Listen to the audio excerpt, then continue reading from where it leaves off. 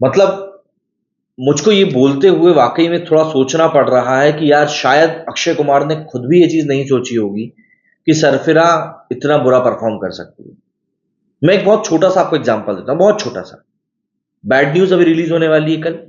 करीब 5,500 स्क्रीन्स के ऊपर इसका तय हो चुका है कि ये रिलीज़ हो रही है अभी तक की कंडीशन में। और ये अभी मैं तब बात कर रहा हूँ जब 1 दिन बचा हुआ है।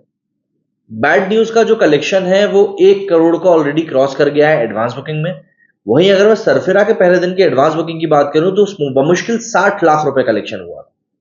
तो ये कहना कहीं से कहीं तक भी सही नहीं होगा कि लोगों को मूवी देखने जाने का समय नहीं मिला, लोग मूवी देखने जा नहीं रहे हैं, कुछ भी बात नहीं, लोगों को उस मूवी में इंटरेस्ट ही नहीं था, सिर्फ एक ये बात सही है।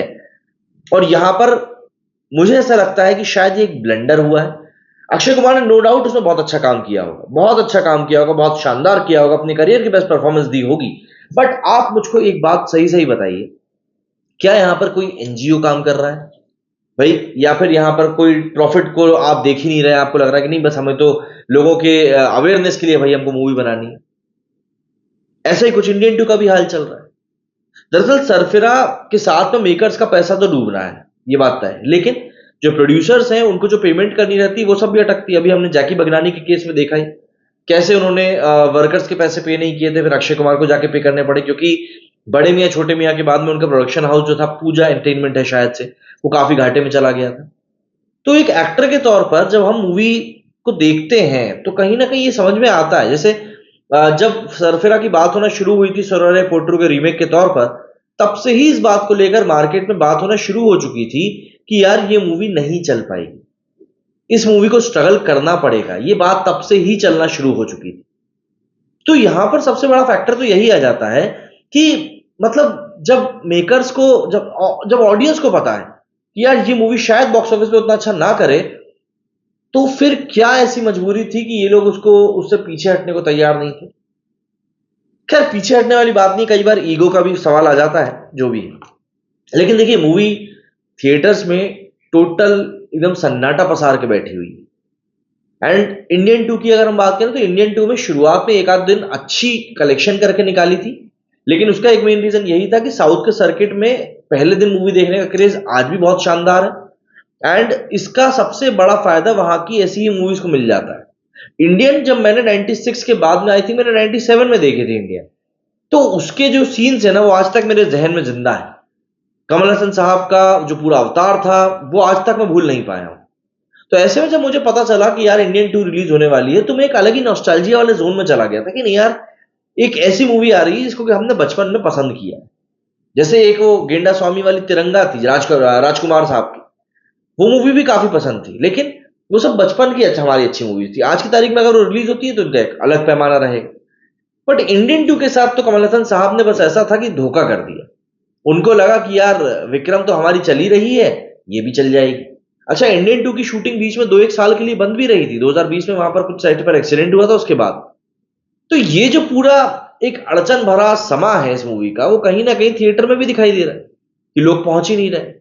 और वाकई में मतलब आप सिद्धार्थ की भी बात कर लीजिए जो इस मूवी में एक अहम किरदार में है, और माना जाता है कि भाई एक इंटेलिजेंट बंदा है, तो उसने भी इस बारे में नहीं सोचा कि यार ये मूवी की कहानी जो है वाकई में बोगस सी लग रही।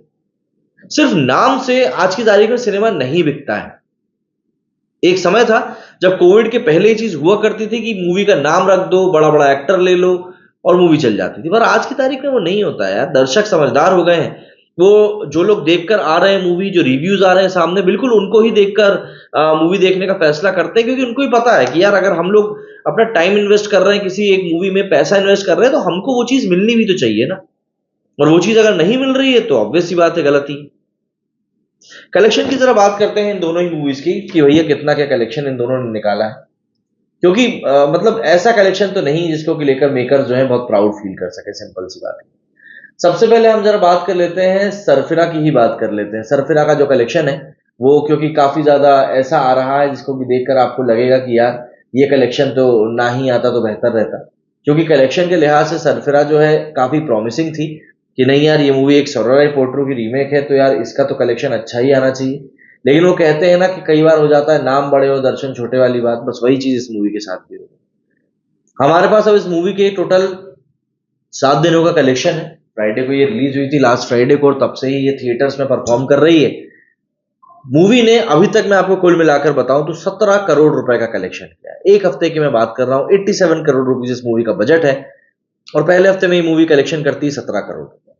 और ये जो लो कलेक्शंस निकल कर सामने आ रहे हैं ना, ये बेसिकली बात क्या करते हैं कि यार एक्टर में क्या दम नहीं है। अक्षय कुमार की क्रेडिबिलिटी के ऊपर अब लगातार सवाल खड़े हो रहे हैं, क्योंकि एक के बाद एक मूवीज फ्लॉप हो रही है। ओएमजी 2 को कई लोग बोलते हैं कि यार अक्षय कुमार की एक हिट मूवी थी, बट मुझे ऐसा लगता है ओएमजी 2 की कहानी और ओएमजी 2 की जो हाइप थी पहले पार्ट से, वो कहीं ना कहीं ज्यादा इंपॉर्टेंट थी। प्लस पंकज त्रिपाठी का रोल ज्यादा अहम था, इवन यामी गौतम का भी। तो उसको हम लोग कंप्लीटली ये नहीं बोल सकते कि वो अक्षय कुमार साहब की मूवी थी। अगर मैं इस मूवी के कल के कलेक्शन की बात करूं तो कल का कलेक्शन भी इस मूवी का जो था, बहुत मतलब ऐसा नहीं था जिसको भी देखकर आप बोले कि वाह यार मजा ही आ गया।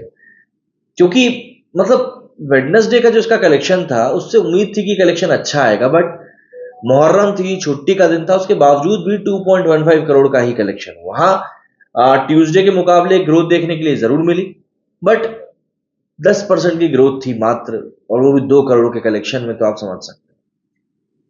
अगर मैं इस मूवी की टोटल कलेक्शन की बात करूं इंडिया के, तो इंडिया का इसका ग्रॉस कलेक्शन अब 20 करोड़ रुपए हो चुका है। ओवरसीज कलेक्शन 4.5 करोड़ का निकल कर आया है, एंड 25 करोड़ रुपए इस मूवी ने ओवरऑल कमाए हैं। इतना इतना क्या, बल्कि इसका चुगना पैसा तो ऐसा लगता है कि साउथ की मूवीज आज की तारीख में एक दिन में ही कमा ले रही हैं।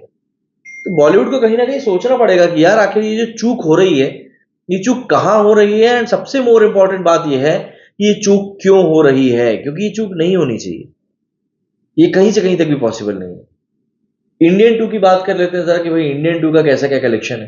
तो इंडियन 2 का जो कल तक का कलेक्शन निकल कर आया था, उसमें भी 10% की ग्रोथ देखने के लिए मिली है। जहां ट्यूसडे को इसने 3 करोड़ का कलेक्शन किया था, तो वहीं कल मतलब कि वेडनेसडे को इसने 3.3 करोड़ का कलेक्शन किया, मतलब सिर्फ 30 लाख की वृद्धि देखने के लिए मिली। कलेक्शन के लिहाज से बात करें तो इंडिया नेट कलेक्शन अभी तक इस मूवी का 68 करोड़ रुपीज हुआ है, और उस 68 करोड़ रुपीज में से आप बिलीव नहीं करेंगे 25 करोड़ रुपए सिर्फ पहले दिन का था, बल्कि शुरुआत के 3 दिनों का ही मोटा मोटा कलेक्शन जो था वो 50-55 करोड़ के आसपास था। अगर हम अभी के वीक की बात करें तो इस मूवी ने मात्र अभी पिछले कुछ 3 दिनों में 9 करोड़ 20 लाख रुपए का बिजनेस किया है बस, और ये मैं फर्स्ट वीक की बात कर रहा हूं। बहुत बहुत ज्यादा चिंताजनक सिचुएशन है। इस मूवी का जो टोटल इंडिया ग्रॉस कलेक्शन है वो 49 करोड़ रुपीज 79 करोड़ रुपीज हो चुका है। 42 करोड़ रुपीज इसने ओवरसीज से कलेक्शन करके निकाला है। ऐसे में 121 करोड़ रुपीज इस मूवी का कलेक्शन हो चुका है इन टोटल, अगर मैं बात करूं तो ओवरऑल ग्रॉस कलेक्शन। एंड मुझे नहीं लगता कि ये मूवी अब बहुत ज्यादा कलेक्शन करके निकालेगी, क्योंकि बैड न्यूज रिलीज हो जाएगी तो उसका एक अच्छा हाइप है अभी मार्केट में। तौबा तौबा गाना भी काफी वायरल हो गया है, तो ऑब्वियस सी बात है उस मूवी को ज्यादा ऑडियंस भी मिलेगी, ज्यादा उसको दर्शक भी मिलेंगे, तो वो उसके साथ ज्यादा लोग खड़े मिलने वाले हैं। देखते हैं अब इस मूवीज का क्या होता है, इन दोनों मूवीज का क्या हश्र होता है। आप लोग कमेंट सेक्शन में जरूर बताइएगा कि क्या कहना चाहेंगे इस बारे में। मेरे इस वीडियो में फिलहाल उतना ही। जय हिंद, जय भारत।